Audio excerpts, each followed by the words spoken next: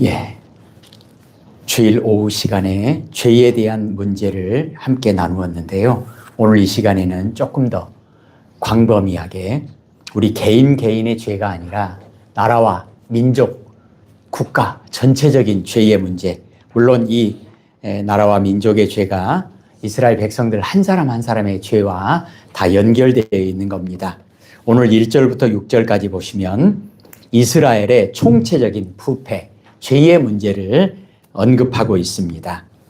이 문제를 어떻게 해결할 것인가? 물론 우리 스스로 인간의 힘으로는 해결할 수 없습니다. 이 문제를 해결하실 수 있는 분은 하나님이십니다. 개인의 죄이든 아니면 공동체의 죄이든 나라와 민족의 죄이든 크고 작은 모든 죄의 문제는 오직 하나님께서만 해결하실 수 있고 하나님만이 그 문제에 대한 해답이 되십니다. 이 문제를 놓고 미가 선지자를 통해서 우리에게 주시는 하나님의 말씀을 듣습니다. 오늘 미가 선지자가 고백하는 하나님, 그리고 미가 선지자가 기도하는 내용을 중심으로 우리는 우리 개인의 죄의 문제뿐만 아니라 이 나라 이 민족의 죄를 어떻게 해결할 것인가, 이 죄의 문제를 가지고 오늘도 말씀을 나누고자 합니다. 오늘 19절을 한번 같이 읽을까요? 19절입니다. 다시 우리를 불쌍히 여기셔서 우리의 죄악을 발로 밟으시고 우리의 모든 죄를 깊은 바다에 던지시리이다. 아멘. 예. 오늘 우리는 구원의 빛이 되시는 하나님이시라는 제목으로 오늘 미가서 7장의 내용을 보면서 우리가 왜 하나님께 기도해야 할까? 그리고 무엇을 기도해야 할까? 그리고 과연 우리가 기도할 수 있는 근거는 무엇인가? 그리고 기도하면 어떻게 되는가? 이런 내용을 중심으로 본문에 나와 있는 내용만 보도록 하겠습니다. 첫째로 오늘 성경은 우리에게 이렇게 말합니다. 7절을 같이 읽겠습니다.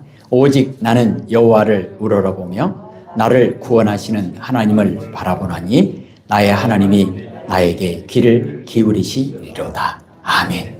왜 우리가 하나님께 기도해야 할까요? 하나님만이 우리의 기도를 들으시고 귀 기울이시기 때문입니다. 우리를 불꽃 같은 눈동자로 지켜보시고 우리의 신음소리까지 다 듣고 계시는 분, 바로 하나님 한 분뿐입니다.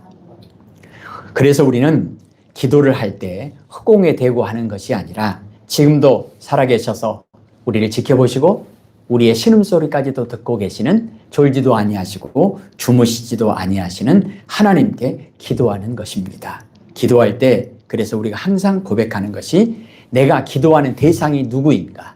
대상을 확실히 정하고 하나님께로 확실히 정하고 기도하는 것. 그래야만 하나님의 응답이 보장되어 있다는 것입니다. 기도할 때 중요한 것은 지성이면 감천이다. 우리에게 응답의, 구원의, 해답의 근거가 있는 것이 아닙니다. 오직 하나님께 기도에 대한 응답, 기도에 대한 그런 하나님의 해답이 있다고 하는 것 우리는 꼭 기억해야 합니다. 내가 얼마나 많이 지성을 드리느냐, 얼마나 많이 정성을 기울이느냐, 새벽에 목욕 재개를 하느냐, 천일을 기도하느냐, 얼마나 많이 지극정성으로 신을 감동시키느냐, 전혀 그런 것은 중요한 것이 아닙니다. 우리는 기도에 있어서 우리의 대상이 누구인가를 분명하게 고백해야 하고요. 그리고 기도에는 간절함이 필요합니다. 이 간절함을 생각할 때 내가 얼마나 간절히 지극정성으로, 그런 거 아닙니다. 간절함의 내용이 뭐냐? 우리는 하나님만 우러러보는 간절함, 하나님께만 소망을 두는 간절함이에요. 그리고 하나님께만 모든 것을 의지하는 믿음에 대한 간절함입니다. 그러니까 간절함이 어떤 간절함이냐? 소망의 간절함, 그리고 믿음의 간절함. 레위기 18장에서 27장까지 보면 우리가 이번 주에 레위기를 지나서 이제 민수기로 들어갔잖아요. 그런데 아침에도 잠깐 말씀 나누었는데요. 레위기 18장부터 27장까지는 나는 여호와다, 이 말씀을 52번이나 계속 강조합니다. 물론 다른 곳에서도 그 말씀이 나오는데 특별히 레위기에서 나는 여호와다, 이것을 계속 강조하시는데 이게 무슨 말이냐? 나는 너희를 애굽 땅 종 되었던 집에서 인도해낸 구원의 하나님이다. 이걸 강조하시는 거예요. 우리를 죄의 종로로 하던 우리를 구원해 주시는 분이 하나님 한 분뿐이다. 그리고요, 우리를 구원하시고 그것으로 끝입니까? 아니요. 우리가 주일날 오후에도 보았던 것처럼 우리를 교훈하시고 우리를 가르치시고 우리를 인도하시는 겁니다. 끝까지 함께 하시는 겁니다. 그 하나님이 바로 기도하는 대상, 여호와 하나님이라는 겁니다. 그러므로 믿음과 소망의 대상이신 구원의 빛이 되시는 하나님께만 집중해서 간절히 기도해야 한다는 것입니다. 간절이라고 하는 것은 오직 하나님께만 집중하는 거예요. 내가 얼마나 지극정성이냐 그런 거 아니고 하나님께만 집중하는 그 간절함입니다. 그러면 왜 꼭 하나님께만 기도해야 할까요? 오늘 본문의 8절을 보십시다. 읽을게요. 나의 대적이여 나로 말미암아 기뻐하지 말지어다. 나는 엎드러질지라도 일어날 것이요 어두운 데에 앉을지라도 여호와께서 나의 빛이 되실 것임이로다. 아멘. 죄는 어둠으로 우리가 상징합니다. 어둠으로 우리가 이야기를 합니다. 어둠 가운데 있는 사람들에게 필요한 것은 오직 빛입니다. 그런데 하나님만이 어둠 가운데 있는 죄 가운데 있는 우리들에게 빛이 되신다. 왜 하나님께 기도해야 합니까? 왜 꼭 하나님이어야 합니까? 하나님만이 구원의 빛이 되시기 때문에, 그리고 우리에게는 다른 그 어떤 것도 필요치 않고 오직 죄 가운데 있는 우리에게는 구원의 빛, 하나님만이 필요하기 때문에 하나님께만 기도해야 한다는 것입니다.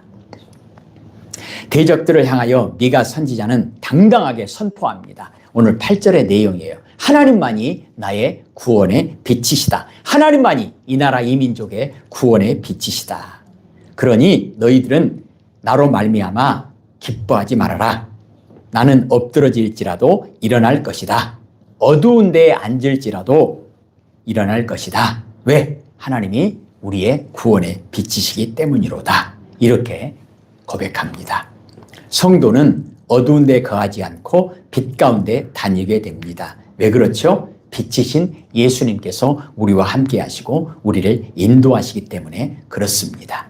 우리에게는 예수 임마누엘의 그 이름이 보장되어 있습니다. 주일날도 말씀드렸지만 우리에게 보장되어 있는 것은, 하나님이 우리에게 약속하시는 것은 뭐죠? 하나님의 이름을 걸고 하나님이 보증 쓰고 우리를 구원하시고 인도하시겠다고 약속하셨습니다. 그 약속을 지금도 지키고 계십니다. 그것이 오늘 이 예배가 그 증거입니다. 그게 뭐죠? 예수 임마누엘, 하나님의 이름을 보장, 보험으로 우리에게 말씀하시는 겁니다. 그래서 우리는 간절함이 어떤 간절함인가? 예수 이름에 대한 간절함, 임마누엘에 대한 간절함이에요. 그리고 왜 우리는 꼭 하나님께 기도해야 합니까? 왜 하나님이셔야만 합니까? 10절을 보십시다. 읽을까요? 나의 대적이 이것을 보고 부끄러워하리니 그는 전에 내게 말하기를 네 하나님 여호와가 어디 있느냐 하던 자라. 그가 거리에 진흙같이 밟히리니 그것을 내가 보리로다. 아멘. 무슨 말입니까? 우리가 하나님께 기도할 때 하나님께서 응답하시고 구원의 빛을 비추시는 내용이 무엇인가? 그것을 9절에 말씀합니다. 9절 읽겠습니다. 내가 여호와께 범죄하였으니 그의 진노를 당하려니와 마침내 주께서 나를 위하여 논쟁하시고 심판하시며 주께서 나를 인도하사 광명에 이르게 하시리니 내가 그의 공의를 보리로다. 아멘. 이스라엘 백성들은 범죄했습니다. 모두가 다 죽어 마땅합니다. 어둠 가운데 진노의 자녀로 저주받을 수밖에 없습니다. 그런데 이게 웬일입니까? 하나님께서 변호하셨습니다. 그냥 변호만 하신 것이 아니라 이스라엘 백성들의 모든 죄를 하나님께서 친히 담당하시고 하나님의 공의를 이루시고 그 죄를 완전히 해결하시고 그들에게 구원을 베풀어 주셨다는 것입니다. 그래서 그들에게는 더 이상 부끄러움이 없습니다. 더 이상 수치가 없습니다. 더 이상 어둠이 없습니다. 왜요? 하나님이 해결하셨기 때문에요. 그리고 어둠 가운데 그대로 내버려 두는 것이 아니라 빛으로 인도하셨고 빛의 자녀로 아예 하나님께서 선포하셨습니다. 이것이 바로 예수 그리스도를 통해서 우리에게 약속하신 말씀입니다. 왜 그렇게 하시는가? 왜 우리는 꼭 그렇게 해야만 하는가? 하나님의 약속, 하나님의 말씀 때문입니다. 시편 115편 9절에서 11절까지 평생에 기억하고 고백해야 할 말씀, 여호와를 의지하는 자에게 하나님은 도움과 방패가 되신다. 그래서 죄 가운데 있는 이스라엘 백성들에게 유일한 구원의 길은 뭐죠? 하나님을 의지하고 하나님께 기도하는 겁니다. 더 구체적으로 말하면 하나님께로 돌아오는 겁니다. 집을 나간 탕자가 허랑방탕하고 자기의 모든 정체성을 잃어버리고 돼지 취급도 못 받았던 그때 눈을 들어 하나님을 바라보고 아버지께로 돌아오는 것, 이것이 바로 유일한 구원의 길이라는 것입니다. 시편 121편은 그렇게 말하죠. 나의 도움은 어디서 올까? 나의 도움은 천지를 지으신 여호와 하나님에게서로다.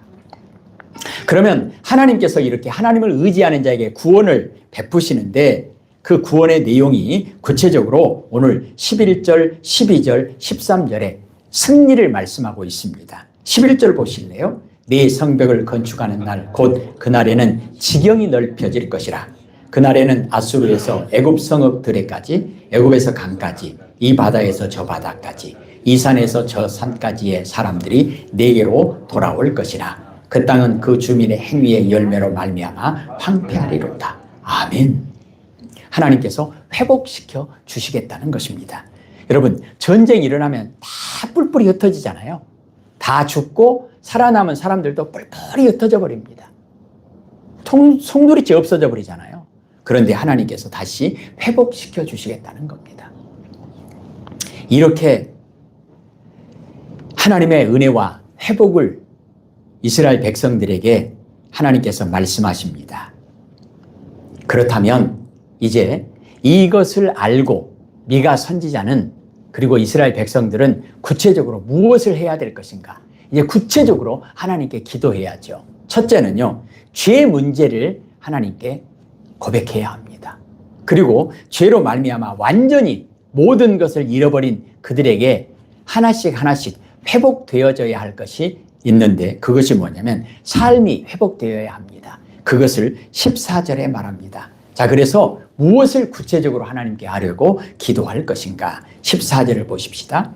원하건대 주는 주의 지팡이로 주의 백성 곧 갈멜 속 삼림에 홀로 거주하는 주의 기업의 양떼를 먹이시되 그들을 옛날같이 바산과 길르앗에서 먹이시옵소서. 아멘.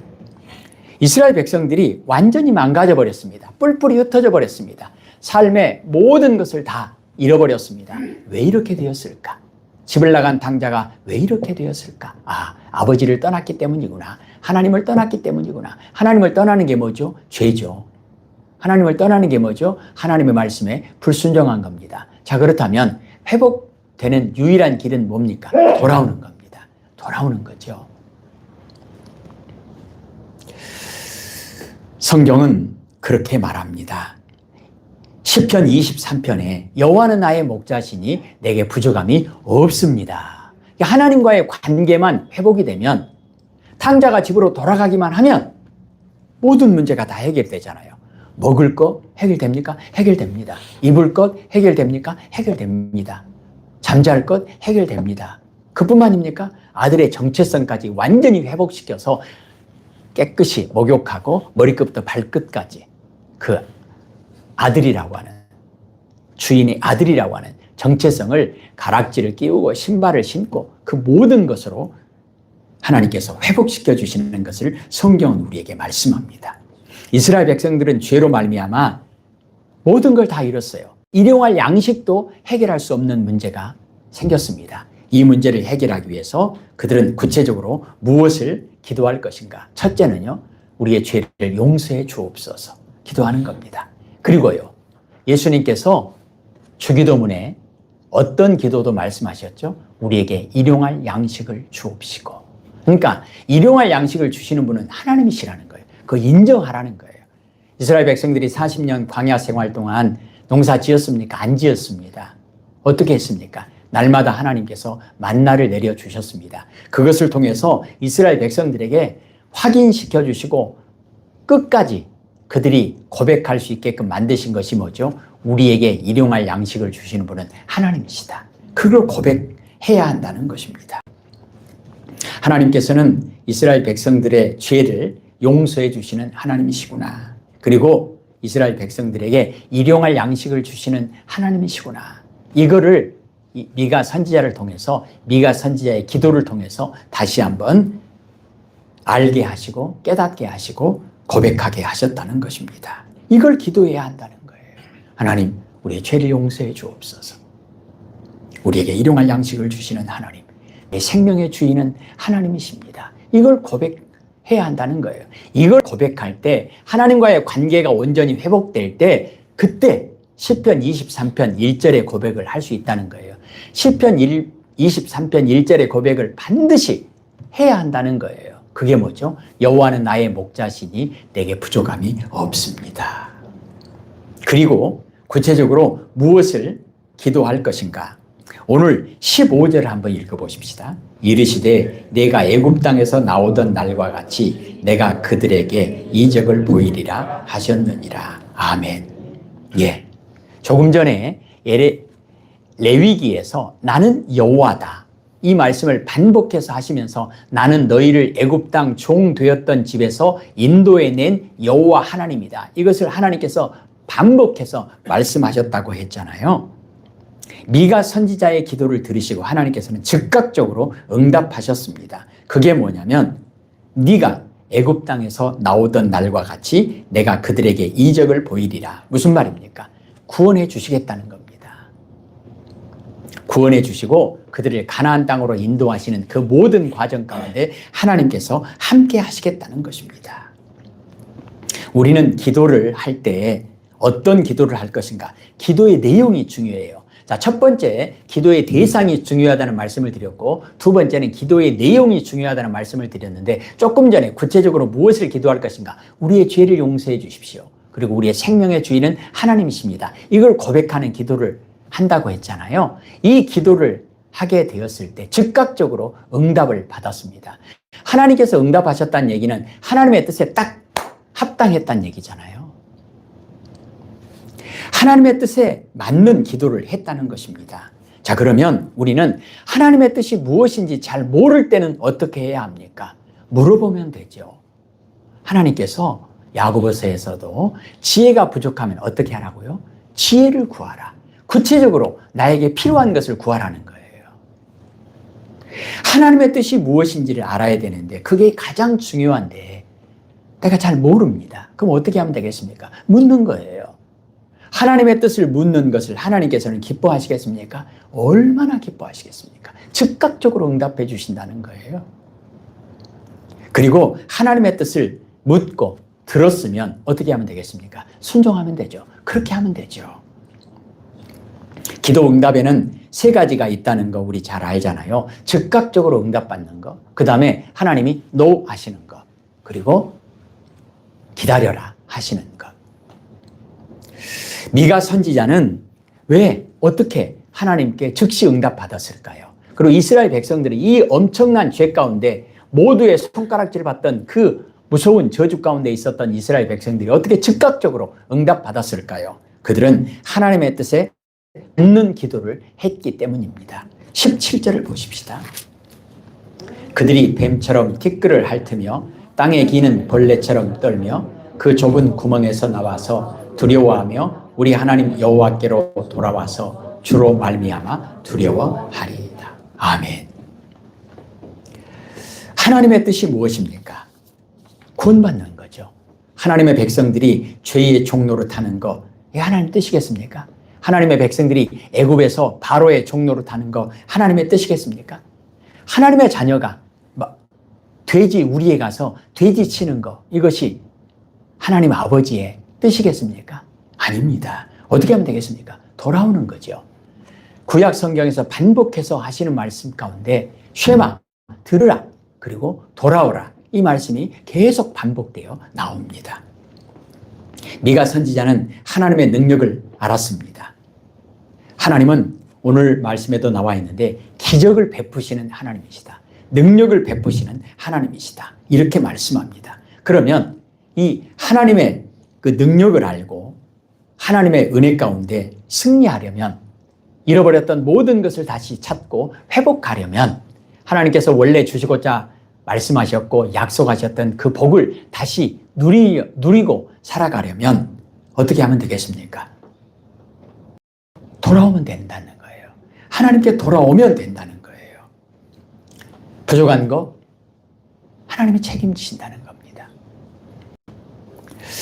미가 선지자는 구원으로 인도하시는 하나님의 그 뜻을 알았기에 하나님께 돌아오라고 백성들에게 선포합니다. 돌아오라, 돌아오라, 돌아오라. 길은 그것밖에 없고 방법은 그것밖에 없습니다. 미가 선지자는 백성들을 위한 하나님의 뜻에 맞는 기도를 드렸고 즉시 응답을 받았습니다. 자, 그렇다면 하나님께 이렇게 기도할 수 있는 근거가 무엇인가? 또 하나님께 이렇게 하나님 우리를 불쌍히 여겨주시고 도와주십시오 라고 기도했을 때 어떻게 되는가? 이미 나와 있는 내용이지만 18절을 보십시다. 주와 같은 신이 어디 있으리까? 주께서는 죄악과 그 깁에 남은 자의 허물을 사유하시며 인애를 기뻐하심으로 진노를 오래 품지 아니하시나이다. 아멘. 죄인이 어떻게 하나님께 기도할 수 있는가? 하나님은 용서하시는 하나님이시기 때문에, 죄 문제를 해결해 주시는 하나님이시기 때문에 죄인이 그 죄 문제를 해결하고 죄 용서를 받을 수 있는 유일한 길은 딱 한 가지밖에 없습니다. 그게 뭐죠? 하나님께 돌아와서 하나님께 기도하는 겁니다. 하나님께 기도하고 하나님이 문을 열어주실 때 다시 하나님께 돌아오는 것입니다. 순서가 사실 우리가 먼저 돌아오는 게 아닙니다. 하나님께서 길을 열어주시고 문을 열어주시고 우리에게 돌아오라 말씀하시고 우리에게 돌아올 수 있는 은혜를 베풀어 주셔야 사실은 돌아올 수 있는 거죠. 우리는 하나님이 어떤 분인지를 오늘 네가 선지자를 통해서 우리가 다시 한번 듣습니다. 하나님은 우리의 죄를 용서하시는 하나님, 우리의 죄를 용서하시는 것을 기뻐하시는 하나님, 죄인이 하나님 앞에 회개하고 돌아오는 것을 간절히 기다리시는 하나님, 그런 하나님이시기 때문에, 그리고 구체적으로 아주 적극적으로 죄인에게 죄를 회개하고 돌아오라고 말씀하시는 하나님이시기 때문에 우리가 하나님께 기도할 수 있는 거예요. 하나님이 만약에 그런 하나님이 아니면 우리가 어떻게 기도할 수 있겠어요? 기도한들 무슨 소용이 있겠습니까?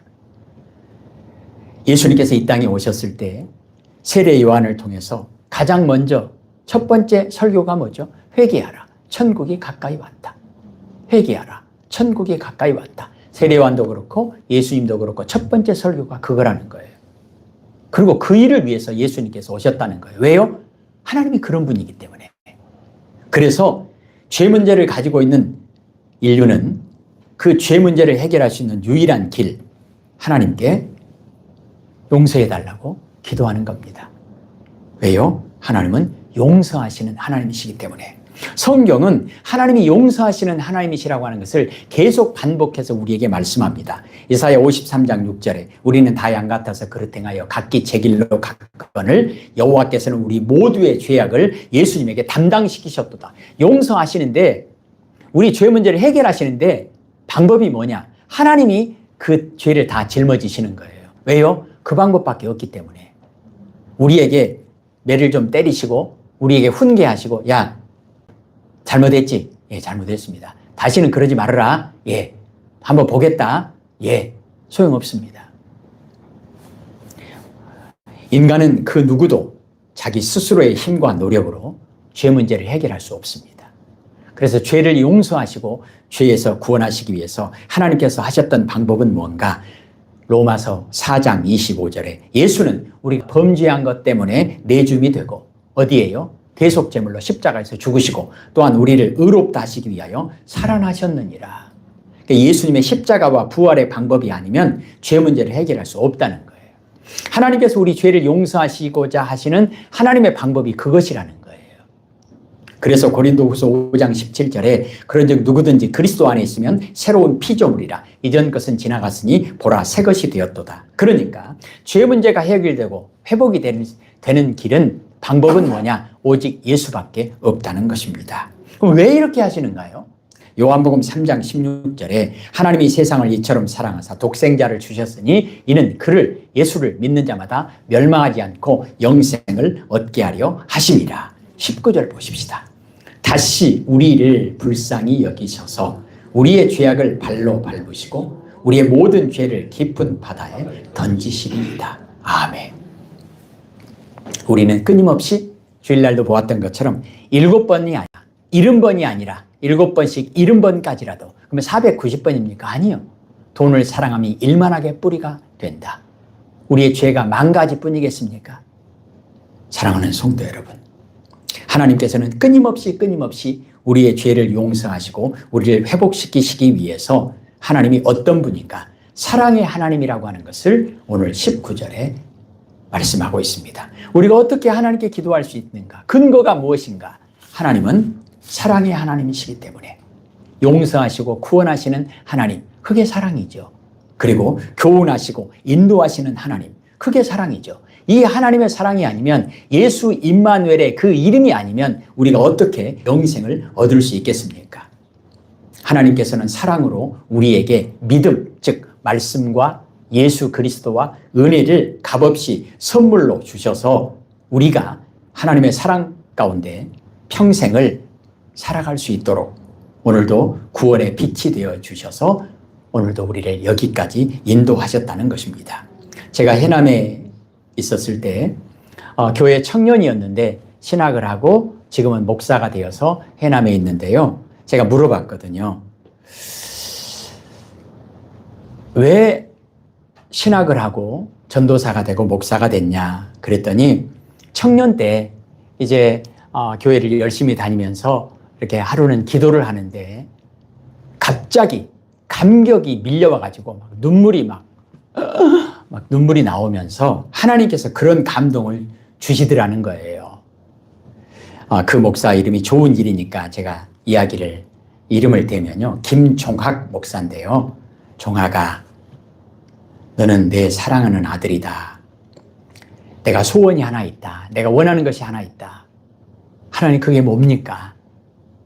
나같이 부족하고 이렇게 형편없는 이 죄인을 하나님께서 사랑해 주셨는데 내가 갚을 길이 없는데 하나님께서 원하시는 것이 있다고 하니 마땅히 제가 할 수 있으면 내가 그거 하겠습니다. 그랬을 때 하나님께서 그렇게 감동을 주시더래요. 내가 이 세상을 너무 사랑한다. 근데 사람들이 내가 세상을 사랑하고 내가 사람들을, 죄인들을 사랑하는지 사람들이 정말 모른다, 몰라준다. 그러니 네가 사람들한테 가서 하나님이 당신을 정말로 사랑하십니다. 하나님이 정말로 세상을 사랑하십니다. 그거 네가 대신 좀 전해줄 수 있겠냐? 그래서 목사가 됐대요. 그것이 김종학 목사에게 주신 하나님의 사명이었다는 거예요. 이처럼 하나님은 사랑의 하나님이시라고 하는 것, 우리의 죄를 용서해 주시기를 기뻐하시는 하나님이시라고 하는 것, 우리가 잘못했을 때 교훈하시고 책망하시고 가르치시고 의로 교육하기에 유익한 말씀으로 우리를 새롭게 하셔서 우리를 인도하시기를 원하시는 하나님이시라고 하는 것. 왜 그러느냐? 사랑 때문에. 하나님이 너무너무 사랑해서 그것을 안 하면 견딜 수가 없어서 하나님께서는 조금 전에 말씀드린 김종학 목사를 부르셔서, 야, 네가 사람들에게 가서 내가 너를 얼마나 사랑하는지, 세상을 얼마나 사랑하는지를 좀 말해줘라. 네가 선지자를 통해서도 마찬가지예요. 하나님께서는 끊임없이 선지자들을 통해서 말씀하시는 거예요. 요한복음 3장 16절이죠. 하나님이 세상을 이처럼 사랑하사. 그런데 오늘 20절을 한번 보시면요. 19절, 20절의 내용입니다. 19절부터 20절 같이 한번 읽을게요. 다시 우리를 불쌍히 여기셔서 우리의 죄악을 발로 밟으시고 우리 모든 죄를 깊은 바다에 던지시리이다. 주께서 옛적에 우리 조상들에게 맹세하신 대로 야곱에게 성실을 베푸시며 아브라함에게 인애를 더하시리이다. 아멘. 하나님의 속성 가운데 하나님이 부지런하시다는 거예요. 성실하시다는 거예요. 성실한 게 뭐죠? 부지런한 거죠. 근데 약속한 것을 반드시 지키시는 분이다. 그리고 하나님이 열심히 하시는 일이 뭐죠? 19절에 보면 다시 우리가 죄를 짓고 또 죄 가운데 구덩이에 빠져버려도 다시 하나님은 열심히 무엇을 하시느냐? 우리의 죄를 발로 밟으시고 계속 올라오는 죄를 발로 밟으시고 밟으시고 또 밟으시고 계속 올라오니까 또 밟으시고, 그리고요 죄가 우리를 다시 침범하지 못하도록, 우리를 다시 죄가 함부로 하지 못하도록 우리에게서 완전히 멀리 뛰어나본다는 거예요. 동이 서에서 먼 것 같이. 그리고 깊은 바다 속에다 완전히 쳐 집어넣는다는 거예요. 다시 못 올라오도록, 올라와서 우리를 다시 못 괴롭히도록. 하나님이 그거 열심히 하신다는 거예요. 하나님이 하시는 일, 열심히 하시는 일, 그거라는 거예요. 왜요? 사랑 때문에 그렇다는 거예요. 미가 선지자를 통해서 하나님께서는 그것을 우리에게 말씀하고 계십니다. 하나님이 성실하시다. 사람은 성실하지 못합니다. 특별히 약속하고 못 지키는 경우가 너무너무 많아요. 이유가 뭐죠? 약속할 때 아예 처음부터 반드시 내가 지켜야 되겠다고 하는 그 마음도 사실은 부족하고, 아예 지킬 마음도 없이 말로 막 하잖아요. 막 손에 열 손가락에 장을 지져본다 하고 막 내가 약속 안 지키면 걔가 내 아버지다 그러고 막 별말을 다 하잖아요. 그런데 그렇게 손에 열 손가락에 장을 지져본다든가, 막 열 손가락 안 되면 발가락까지 장을 지져본다든가, 이렇게 호언장담하는 사람일수록 사실은 지키고자 하는 마음이요 별로 없어요.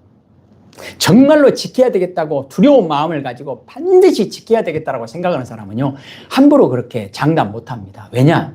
우리가 약속 지키고 싶어도요 약속 못 지킬 경우가 참 많아요. 대표적으로 능력이 없어서 못 지킬 경우가 많아요. 내일 갈게, 내일 하자. 근데 비가 와버려, 눈이 와버려, 내가 아파버려, 또 그쪽 상황이 안 돼. 내가요 지키고 싶어도요 상황이 안 돼가지고 못 지키는 경우가 많아요. 능력이 부족해서 못 지키는 경우가 많아요. 그리고 화장실 갈 때하고 올 때하고 다르다고 한 것처럼 내가 다급할 때는 그냥 하려고 해요, 내가. 근데 배부르면, 이제 그 상황이 끝나면, 발등에 불 꺼지면 언제 그랬냐는 식으로 우리가 사랑이 부족해서 약속을 못 지킬 경우가 참 많습니다. 사람은 내가 악해서라기보다도 내가 약하거나, 그리고 내가 사랑이 없어서 거짓과 허물이 누적될 때가 참 많습니다. 그래서 인간의 특징은 뭐냐면 약속을 하고도 지키지 못하는 것이 인간의 특성입니다. 그런데 하나님은 어떤 특성을 가지고 계시는가? 마태복음 24장 35절에 보면 천지는 없어질지언정 내 말은 없어지지 아니하리라. 하나님의 약속은 반드시 이루어진다는 거죠. 하나님의 약속하시면 반드시 지키신다는 거죠. 어떻게 그럴 수 있습니까? 하나님은 전능하시니까요. 하나님은 사랑이 많으시니까요. 그러니까 하나님의 약속을 방해할 만한 것이 없어요. 하나님은 약속하시고 지키시는 일에 성실하시다. 그것을 우리에게 보여주신 것이 바로 예수 그리스도입니다. 그리고 그 예수 그리스도를 통해서 지금도 하나님께서는 그 일을 성실하게 하나님의 약속을 지키고 계신다고 하는 것을 보여주는 것이 바로 교회입니다. 그리고 예배입니다. 그래서 교회가 그토록 중요하고 예배가 그토록 중요합니다. 기도하십시다. 하나님 아버지, 하나님께서 모세에게 말씀하셨을 때 모세는 그대로 순종했습니다. 하나님께서 모세에게 명령하셨을 때 모세는 하나님의 명령을 그대로 아론과 그의 자손들 그리고 이스라엘 백성들에게 그대로 선포하고 전달했습니다. 그래서 하나님께서 모세를 통해서 이루시고자 원하셨던 하나님의 뜻이 아론과 그의 자손들에게도 이스라엘 백성들에게도 그대로 이루어져서 하나님의 위대한 구원의 역사를 이루셨습니다. 예수 그리스도를 통해서 하나님께서는 그 위대한 구원의 역사를 지금도 이루어가고 계십니다.